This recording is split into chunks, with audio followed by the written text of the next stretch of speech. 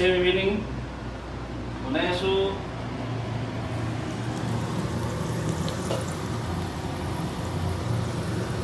ৰ'ব দেই।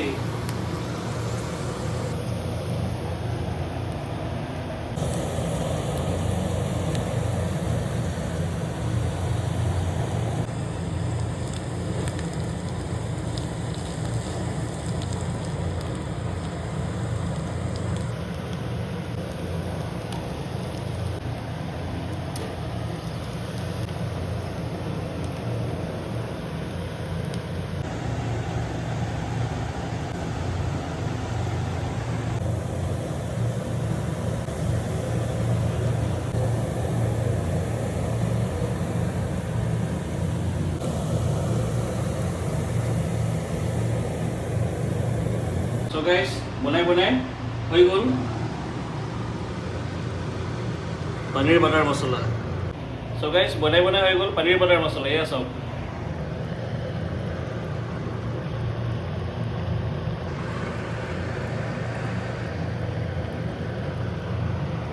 So ভাত পানী হৈ গ'ল, খাই বৈ আজিৰ কাৰণে সামৰোঁ।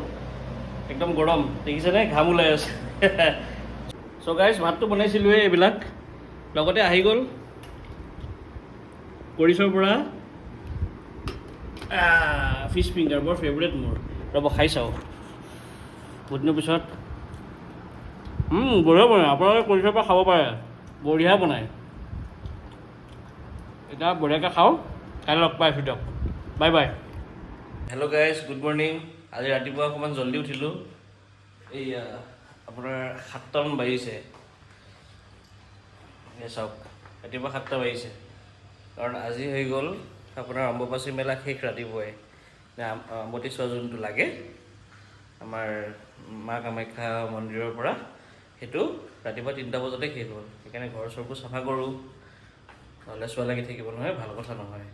সেইকাৰণে ধুনীয়াকৈ কাৰ্যসূচী আজি আৰম্ভ কৰোঁ। বোলক কিবা কিবি বনাওঁ, ব্ৰেকফাষ্ট বনাওঁ, খাই মেলি আজৰি হ'ল বোলক। আৰু আপোনালোকৰ কেনেকুৱা লাগি আছে? এনেকুৱা লাগি আছে মানে আপোনালোকে ঘৰ চৰবোৰ কেনেকৈ চাফা কৰিছে? ফৰ এক্সাম্পল, আজি মানুহক মাতিছে চাফা কৰাৰ, কাৰণ সকলোৰেতো ঘৰ বাৰী একে নহয়, কিছুমানৰ বহুত ডাঙৰ মাটি বাৰী থাকে। সেইটো ক্ষেত্ৰত কি কৰিছে? আমিতো বাৰু ফ্লেটত থাকোঁ, সেইকাৰণে পটককৈ চাফ চিকুণ কৰা কামখিনি হৈ যায়। আপোনালোকে কি কৰিছে কমেণ্ট বক্সত জনাব। হেল্ল' গাইজ, আজি ব্ৰেকফাষ্টত কি আহিছে জানেনে? এই ইডলি, বৰা, ডোচা, এভৰিথিং আহিছে। চব বঢ়িয়াকৈ খাওঁ। আৰু আজি কাৰণে ব্ৰেকফাষ্ট এয়া বনাব সময় নহ'ল, কাৰণ চাফ চাফাইত উদৰাই লাগি আছোঁ।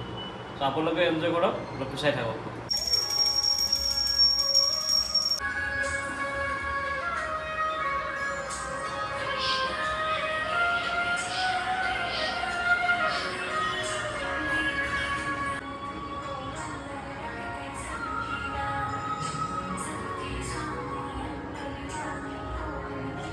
চ' গাইজ, বঢ়িয়াকৈ ওলাই আহিলোঁ। আজি ঘৰ চৰ চব চাফা কৰি প্ৰাৰ্থনা চাৰ্থনা কৰি ওলাই আহিছোঁ। কাম দুটামান আছে, কাম কৰি পেলাই আহি আছোঁ। ব'লক অকণমান ঘূৰি আহোঁ। বঢ়িয়াকৈ ঘৰ আহি গ'লোঁ, কাম চাম কৰি। একো নেদেখুৱালোঁ আৰু, কাৰণ ইমান গৰম নহয়, আৰু কাম চাম কৰি ভাগৰ লাগি গৈছিল। বঢ়িয়াকৈ ভোক লাগিছিল, বঢ়িয়া ভোক লাগিছিল মানে, সেইকাৰণে ভাত বনাই থৈ দিছে। বঢ়িয়াকৈ চাওক, ভাত দালি বঢ়িয়াকৈ খাওঁ, খাই মেলি পেলাই আৰাম কৰোঁ।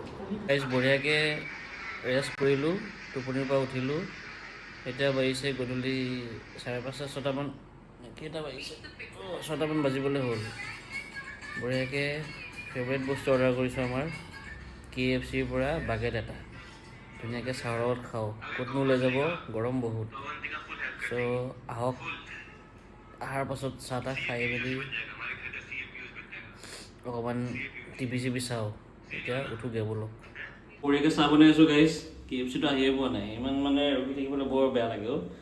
মানে ভোক লাগিলে সদায় দেৰি হয়, আৰু ভোক নালাগিলে জল্দি আহি পায়। আপোনালোকৰ লগতো এনেকুৱা হয় নেকি যে আপুনি খানা অৰ্ডাৰ বা কিবা অৰ্ডাৰ কৰিছে খোৱা বস্তু, যোনদিনা ভোক লাগে, ঘৰত আলহী থাকে, সেইদিনা দেৰি হয়, আৰু যোনদিনা আপোনালোকক পটককৈ নালাগে তেতিয়া জল্দি আহি পায়? কমেণ্ট বক্সত জনাব। চ' গাইজ, বঢ়িয়াকৈ KFC আহি গৈছে। চবে ৰখি আছিলোঁ, মিছেছো ৰখি আছিল। মিছেছো খুচ, ময়ো খুচ, পেটো খুচ। লোৱা লোৱা লোৱা মোৰ ইমান ভোক নাই তেখেতৰ ভোক লাগিছে একো মোৰ নহয় চব তোমাৰ